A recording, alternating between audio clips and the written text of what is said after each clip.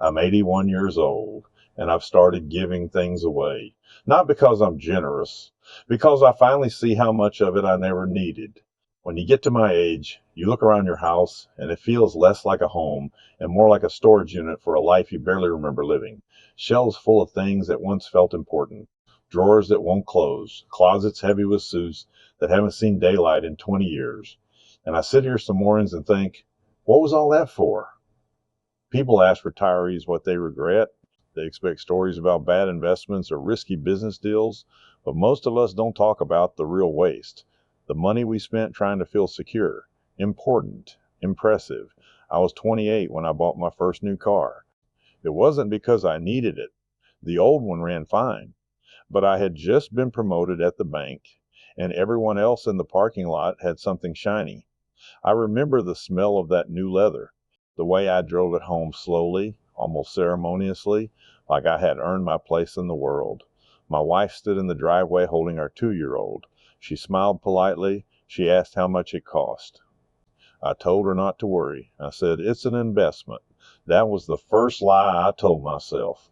Over the years, I got good at those. Bigger house, better neighborhood, membership at the country club because that's where the connections are. Vacations that were more about photos than rest. None of it felt reckless. It felt responsible. I was building something, providing, making sure my family never struggled the way I did growing up. I grew up with very little.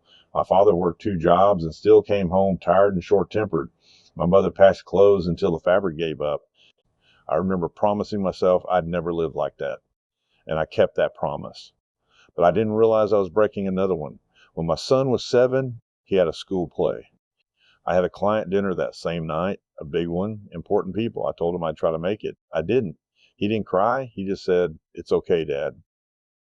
That sentence followed me for decades.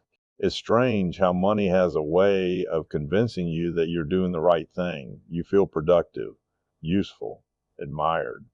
But productivity has a cost. In my 40s, I bought a boat. I didn't even like boats that much. I liked what the boat said about me. It said I'd made it. It said I was someone. We used it 5 times the first summer, twice the next. After that, it mostly collected dust and dock fees. But every month I paid for it. Maintenance, storage, insurance. My daughter once asked if we could just go to the park instead of the marina thing. She didn't like the sunburns or the long drives. She liked picnics, ice cream, simple afternoons. I told her we had this beautiful boat and we should use it. She grew up anyway. I retired at 65 with more money than my parents could have imagined. The house was paid off. The cars were nice. The accounts looked solid. And then the noise stopped. No more meetings, no more business calls, no more people needing me to sign something or approve something or fix something. The first few months felt like a vacation. Then it felt like silence. My wife and I would sit across from each other at breakfast and realize we didn't have much to say. We had spent decades coordinating schedules, not sharing thoughts. We were polite, kind, but we were strangers in small ways. I had spent money trying to build a life. I hadn't spent enough time actually living it. When she got sick, it happened quietly, just fatigue at first, then appointments, then the word cancer, spoken in a calm voice in a room that suddenly felt too small. I remember looking around that hospital room and thinking about the boat, the club membership, the extra bedrooms we barely used. I would have traded every square foot of that house for one more healthy year with her. But money doesn't work that way. In the last months of her life, we sat together more than we ever had. No distractions, no calls to take.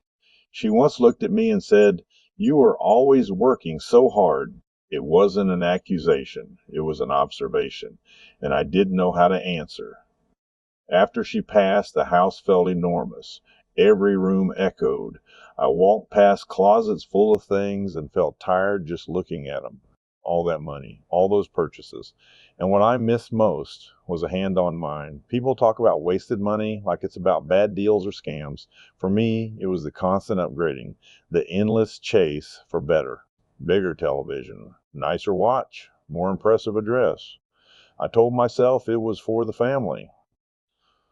But the family didn't ask for most of it. My son works in a modest job now. He lives in a smaller house than I did at his age. He seems calmer. He comes over sometimes with his kids. They don't care about my hardwood floors or the granite countertops. They care about the cookies in the tin and the stories I tell about when their father was little. They ask why I have 3 watches in a drawer. I don't have a good answer. The slow cost of all that spending wasn't bankruptcy. It was distraction. It was saying, next year we'll travel properly. Next month we'll slow down. After this promotion, I'll be home more. There's always an after until there isn't. One of the hardest realizations came at my wife's funeral. People said kind things. They talked about her warmth, her cooking, the way she remembered birthdays. No one mentioned my job title. The things I poured my energy into for status and security weren't even part of the story that mattered. That stung. Not because I needed praise, but because I saw clearly what lasts. It's not the things you buy. It's the time you give. I used to think money was protection, a shield against fear. In some ways, it is. It keeps the lights on. It pays for medicine. It offers options. But beyond a certain point, it becomes noise. Clutter. I spent thousands on furniture that guests barely noticed. I worked weekends to afford renovations that didn't make us happier. Meanwhile, simple evenings slipped by. We could have sat on the porch more, walked after dinner, visited friends without checking the clock. Instead, I was calculating returns. If I could sit with my 35-year-old self now, I wouldn't tell him to quit his job. I wouldn't tell him to ignore responsibility. I would just ask him a question. What are you trading for this? Every dollar comes from somewhere. Usually it comes from hours, from attention, from presence. I traded a lot of hours. I don't remember the exact interest rate on the mortgage from 1989. I don't remember the horsepower of that second car, but I remember my son looking into the audience during that school play and not finding me. That memory is clear as glass. In old age, you don't crave more stuff. You crave more moments, more conversations you didn't rush, more laughter you didn't postpone. The biggest waste of money wasn't one purchase. It was the belief that more spending meant more living. It doesn't. Sometimes it means less time, less simplicity, less connection. I know some people listening might be younger. You might think, well, I need to build something first. I understand that. I'm not against ambition. I'm not against comfort. I just wish I had known that the line between enough and excess is quiet. You don't notice when you cross it.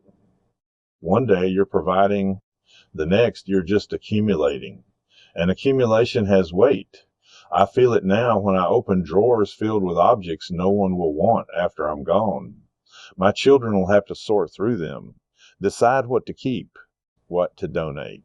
I've started making those decisions myself. Selling the boat years ago was easy. Letting go of the extra car was practical. But the harder part is letting go of the idea that those things meant something lasting. They didn't. What lasted were the small habits we almost overlooked. My wife humming while she washed dishes. The way my daughter used to leave notes on the fridge. Sunday mornings when the house smelled like coffee and pancakes. Those were free, or close to it, and I rushed through many of them. Now, in the quiet of this house, I move slower. I sit longer. I look out the window without needing to check the time. I have enough money for my needs. What I don't have is more time. That's the part no one can buy back. If this means something to you, I hope it's not because you feel guilty. Guilt doesn't help much. I just hope you pause once in a while and look around, not at what you own, but at who's there. Ask yourself gently if the next purchase is solving a real problem or filling a space that might be better filled with a conversation. At 81, I don't need another upgrade. I need memories that feel warm when the nights are long. I made peace with a lot of my mistakes. You have to, or you won't sleep. But the truth is simple. The money I regret wasting wasn't lost in the stock market. It was spent chasing an image of success that didn't hold my hand when I needed it. Now I sit in a quieter house with fewer things, and I understand. Enough would have been enough.